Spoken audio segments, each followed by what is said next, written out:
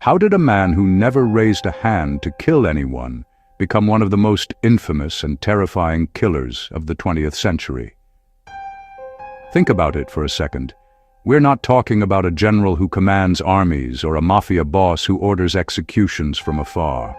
We're talking about Charles Manson, a 5'7" man, a failed musician with a history of petty crime, whose life seemed destined for the footnotes of history. Yet his name is synonymous with horror, chaos, and absolute mind control. He never used a gun in the crimes that shocked the world.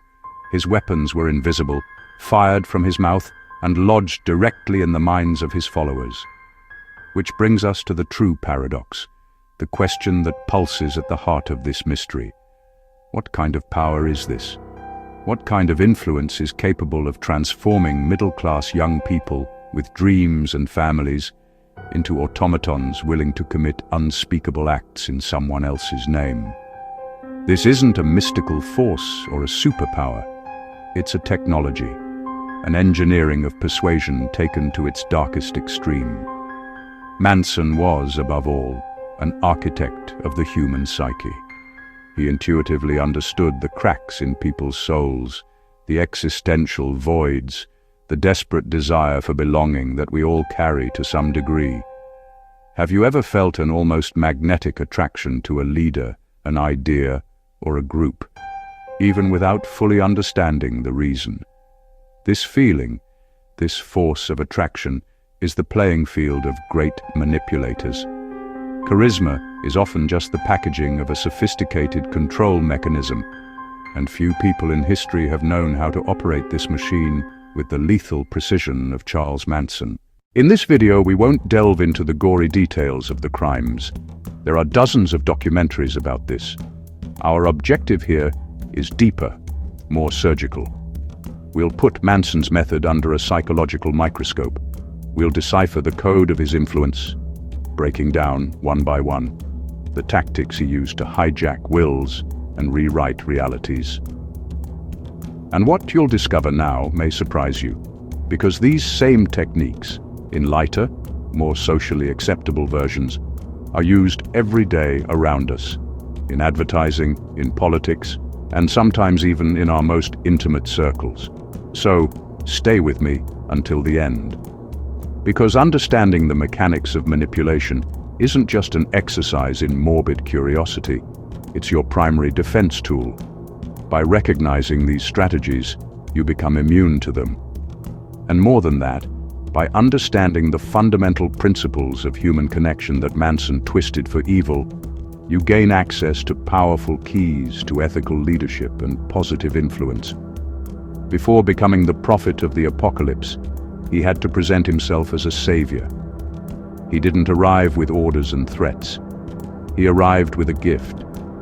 So, what was the first piece he moved on this macabre board?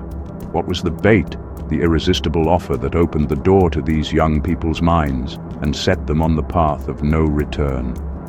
The answer is much more subtle and dangerously common than you might think. The answer is at once simple and devastatingly effective. The first weapon in Manson's arsenal wasn't fear, intimidation, or control.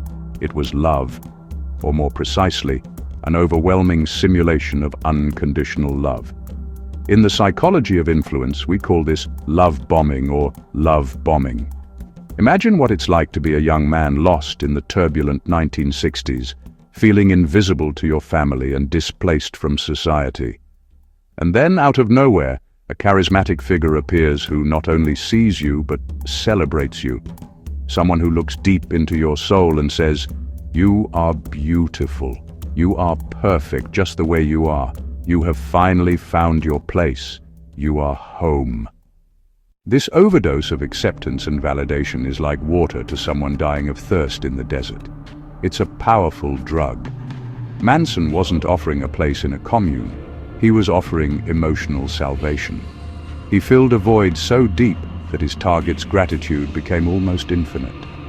Before they could process it, they were already immersed in this warmth, this false security of a family that finally understood them. This feeling of being found, of finally belonging, is one of the most powerful forces that moves human beings.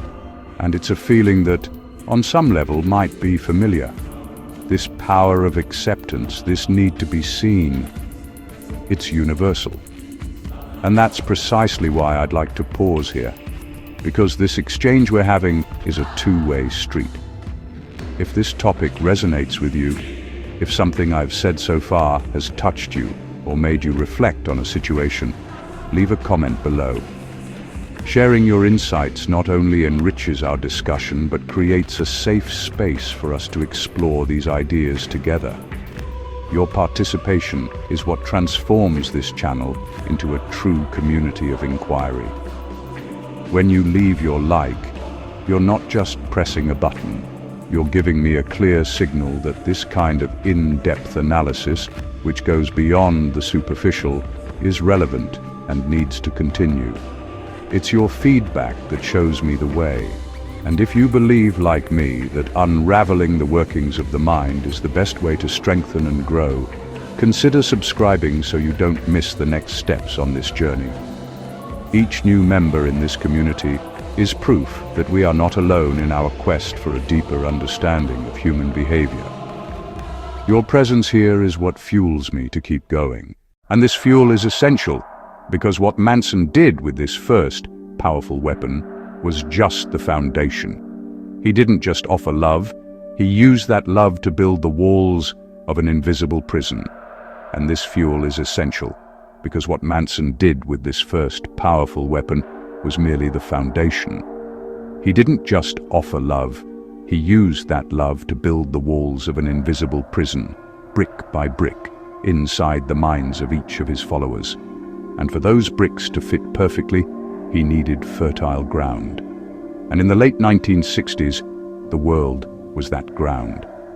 Consider the scenario: a youth in turmoil, breaking with their parents' values, questioning the government, the war, the very fabric of reality. There was a void of purpose, a desperate search for a new truth, for genuine transformation. Thousands of young people were on a personal journey, fleeing homes where they felt misunderstood, searching for a greater meaning in life. They weren't bad or weak, they were people with an open wound, the wound of not belonging. And this is where Manson's dark genius comes into play. He understood, like few others, that you don't sell a complex idea to someone in pain. You offer immediate relief. He wasn't selling a utopia or a philosophy. He was selling a family. He was offering a ready-made identity. Now I want to delve even deeper into this subject, because here lies the great revelation behind the method. When you offer an identity, the impact is total. You're not trying to change someone's mindset. You're giving them an entirely new mindset to wear. The decisions are no longer, what should I do?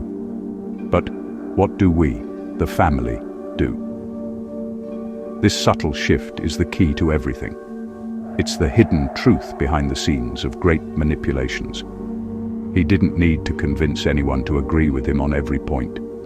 He only needed them to agree on one single powerful thing: I am one of you. Once this fundamental decision is made, all the others fall into place almost automatically to avoid internal conflict.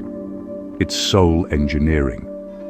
If you understand that this search for belonging is such a powerful force that it can be both a blessing and a curse, write in the comments, the search for a place. This new identity was the seed, but for this seed to germinate and become the only tree in the forest of their minds, they had to ensure that no other sunlight could reach it.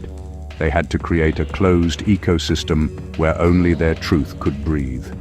And this brings us directly to Manson's second, and perhaps most brutal psychological weapon: strategic isolation. It's not just about taking a group to a remote ranch far from the eyes of society. The real maneuver takes place behind the scenes of the mind. Physical isolation was merely the stage. The main play was psychological isolation, cutting ties with family, forbidding letters, filtering access to news, demonizing past friendships as part of a rotten system. Every bridge to the old world was systematically burned. The impact of this tactic is devastating. When you remove all external references, all voices that could offer a counterpoint, the leader's voice becomes the only source of reality. It ceases to be an opinion and becomes the very air you breathe. This is one of the most crucial revelations of this journey. Control is not imposed by force, but by eliminating all other options. Now I want to delve even deeper into this topic, because the hidden truth here is that isolation creates a vacuum. And in this vacuum, the group mentality becomes an endless echo. The same ideas, the same phrases, the same worldview repeated day after day without opposition.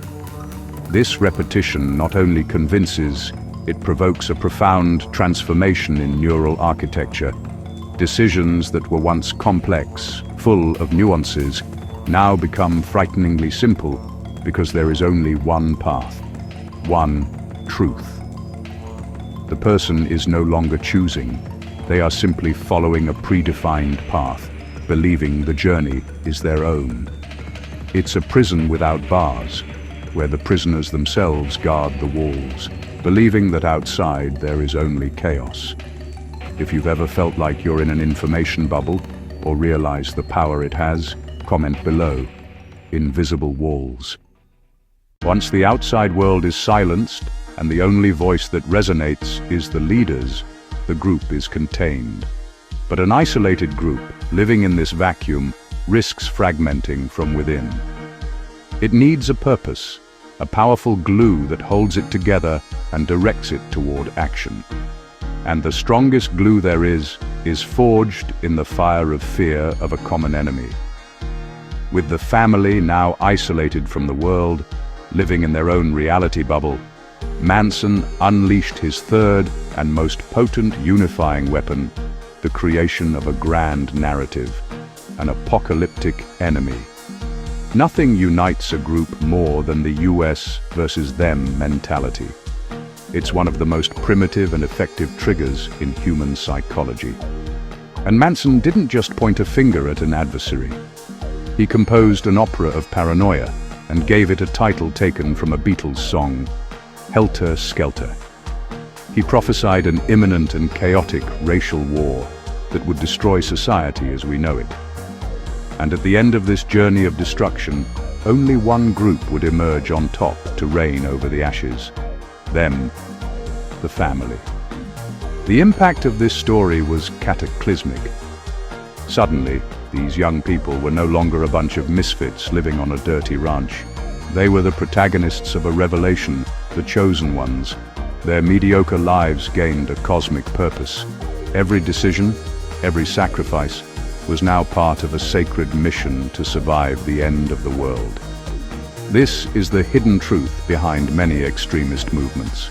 They offer an escape from insignificance. Now I want to delve even deeper into this, because Manson's perverse brilliance lies behind the scenes of this creation. He didn't invent fear from scratch. He acted as a curator of chaos, taking the social tension already simmering in America, racial fear, biblical prophecies and pop culture, and wove it all into a tapestry of terror that seemed frighteningly plausible to those inside the bubble. This narrative triggered a complete transformation in the group's mindset. They no longer saw the world as we do. They saw it through the lens of Helter Skelter. It was the filter for all their perceptions and the justification for any future actions. If you can see the power of a shared narrative to bring people together, for better or worse, comment below the power of story. But for soldiers to follow orders without question, especially the most extreme orders, it's not enough for them to believe in the mission and hate the enemy. They must stop being them. The individual I, with its doubts, fears, and particular moral compass, must be systematically demolished. This is where Manson's persuasion engineering enters its darkest and most invasive phase. We arrive at the fourth weapon, the deliberate annihilation of the ego. If the previous tactics built the prison, this one aimed to make the prisoner forget who they were before entering it. To achieve this, he used a cocktail of high-impact tools. The use of drugs like LSD was not recreational, it was strategic. It was a way to dissolve the boundaries of perception, to shatter logic, and to leave the mind in a state of extreme suggestibility, ready for the next stage of the journey. Public humiliation sessions were another pillar of this demolition. Imagine being forced to confess your deepest fears and secrets in front of everyone, criticized and deconstructed by the group until your sense of self-worth was reduced to nothing. The impact of this dynamic is brutal. It destroys individual confidence and creates an absolute dependence on the group's approval for any sense of self-worth. The hidden truth behind these scenes is that, by making everyone share the same shame, it united them in a visceral way, making betrayal unthinkable. Now, I want to delve even deeper into this subject, because the constant repetition of his philosophies and songs worked like software being installed day after day. It was the programming of a new mindset. The combination of these three elements, chemical dissolution, emotional breakdown, and constant reprogramming, brought about a radical transformation. The goal wasn't to convince, it was to erase. Manson was literally killing his followers' old selves, with their memories, values, and desires, so that a new one could be born, an empty, malleable, and utterly loyal self. The turning point in this journey of psychological terror is when decisions cease to be an internal process. The question, "What do I want?" is silenced and replaced by a single obsessive question. What does Charlie want? If you understand that our identity is something that needs to be protected and cultivated, write in the comments, "Myself, my strength." When the individual self is erased, a vacuum of authority is created at the core of the being. The human mind cannot tolerate this emptiness for long. It desperately needs a new command center, a new compass. And Manson was more than ready to become not just the leader, but the very embodiment of this new authority. With his followers' self demolished, he applied his fifth and most sophisticated psychological weapon, the principle of absolute authority. And here, the genius of his manipulation reaches a new level.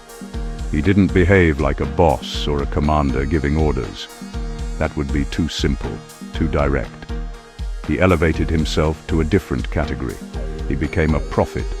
In his speeches, he was an enigmatic blend of Jesus Christ and the devil, an oracle who held the keys to the universe. This mystical aura was the basis of his power. The impact of this persona was immense, for it removed his words from the realm of debate and placed them in the realm of divine revelation. His truth was not an opinion, it was the truth. And the way he delivered this truth is the true key to understanding the behind-the-scenes workings of his control. He rarely gave direct orders. Instead, he spoke through parables, songs, and enigmatic phrases, leaving his followers to decipher what he meant themselves. Now I want to delve even deeper into this subject, because this technique is one of the most perverse and effective in all of persuasion engineering. When a person struggles to interpret a message and reaches a conclusion, they feel that idea is their own. The decision wasn't imposed, it was discovered. This sense of authorship creates a psychological commitment infinitely stronger than an order. This is where we enter the territory of cognitive dissonance at its peak. The journey of sacrifice has already been long. The transformation of mindset has already occurred. To back down now would be to admit that it was all a mistake. So, to relieve this internal tension, the mind does the opposite. It clings to that own decision with extraordinary force, needing to prove to itself that it's on the right path. If you've ever seen how a planted idea can be more powerful than a direct order, comment below. The idea is mine. And when a person acts based on an idea they believe to be their own, driven by this overwhelming inner force to justify their sacrifices, they cross a threshold. Each act, no matter how extreme, is seen not as a transgression, but as a confirmation of their loyalty and their journey. They reach a point where turning back becomes psychologically impossible. This is where the journey of manipulation takes hold. We've reached the point of no return, a place in the human psyche where logic yields to the need for self-justification. Think about the entire journey thus far. They abandoned their families, gave up their possessions, burned bridges to the past, accepted a new identity, isolated themselves from the world, believed in an apocalyptic war, and watched their own egos be demolished. After paying such a high price, how could anyone's mind process the idea that it was all a mistake? The pain of admitting a mistake of this magnitude would be unbearable, a complete psychological collapse. And the human mind, in its relentless search for coherence and self-preservation, has a powerful defense mechanism against this pain. It prefers to double down. This is the hidden truth behind extreme commitment. Instead of retreating, the person advances even further, because each new step serves as a justification for the previous ones. Each new radical decision validates those that came before in a spiral of self-conviction. The impact is profound. The mind ceases to be a tool of analysis and becomes a defense attorney for past actions. Now, I want to delve even deeper into this subject, because this is one of the most important revelations about ourselves that we can extract from the behind the scenes of this story. This mechanism isn't exclusive to cult members. All of us, to a lesser extent, are susceptible to it. It's the reason we stay in a job we hate after years of dedication, or persist in a failed relationship because we've already invested a lot of time and emotion. It's the sunk cost bias applied to our own identity. The transformation in mindset is so profound that justifying the next step, even if it's as morally indefensible as murder, becomes psychologically easier than confronting the abyss of having wasted one's life. If you've ever found yourself defending a decision just because you've already invested a lot in it, write in the comments. Doubling the bet.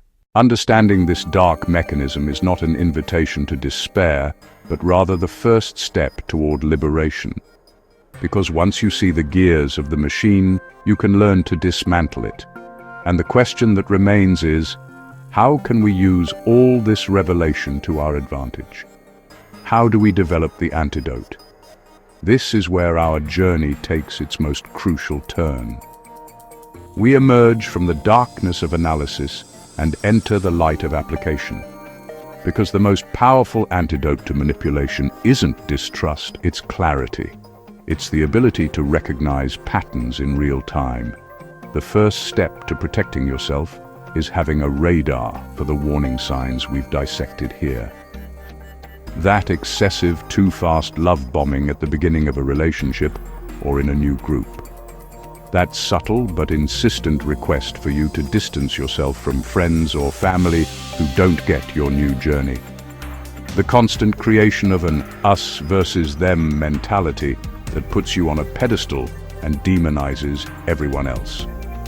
These aren't just dramas, they're strategies. Seeing them happening at work, in politics, or even online, and being able to name them, is what empowers you to make informed decisions instead of being swept along by the tide. Now I want to delve even deeper into this topic, because protection is only half the equation. The true transformation in your mindset happens when you realize the most important hidden truth of all. The principles of influence are neutral. Like fire, they can be used to burn down a house or to warm a family in winter. Their impact depends entirely on the intention of the wielder. And this is where you go from being a potential victim to an agent of ethical influence. Think about it. Manson's love bombing, when stripped of its malicious intent, becomes a great leader's ability to create a genuine sense of belonging within their team. Creating a common enemy, in a positive context, is the ability to unite people against a common problem, be it a disease, a social injustice, or a market target to be met. Absolute authority transforms into authority built on real knowledge, integrity, and trust. If this shift of seeing these tools as something that can be used for good made sense to you, write in the comments ethical influence. The difference, ultimately, is both microscopic and gigantic. It's the difference between controlling and empowering, between imprisoning and liberating. And understanding this distinction places us before an immense responsibility. The responsibility that comes with knowledge. Throughout this journey, we uncover the inner workings of one of history's greatest manipulators, and the great revelation, the hidden truth behind all the horror, is that Charles Manson had no superpowers. He wasn't a mystical being.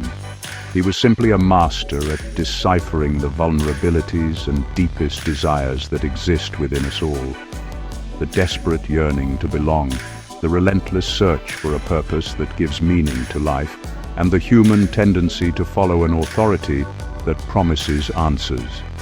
His story, therefore, is not just a dark chapter about a monster. It is a luminous warning about the power of influence. It is definitive proof that the same force, the same exact psychological principles that can drag a group to the bottom of the abyss, are the same that can be used to build empires of good, to inspire teams to achieve the impossible, and to generate positive transformation in the world. The impact of each tool lies not in the tool itself, but in the hand that wields it, and the intention that guides that hand. Now, I want to delve even deeper into this, because this entire journey ultimately wasn't about Charles Manson. It was about you. It was about understanding the architecture of your own mind. By seeing how each piece, belonging, isolation, common enemy, identity, and authority, was used to control, you gain the map to protect yourself and, more importantly, to lead. You now have the clarity to make more informed decisions, to build healthier relationships, and to use your own influence in a way that elevates those around you, rather than diminishes them. The mindset you take away from this video is that influence isn't something that happens to you. It's something you can and should master. If this journey has given you clarity and power over your own mind, if you feel more prepared, write in the comments, "I am the architect." Always remember this. The choice of tool and intention in every interaction and every decision in your life is always and solely in your hands.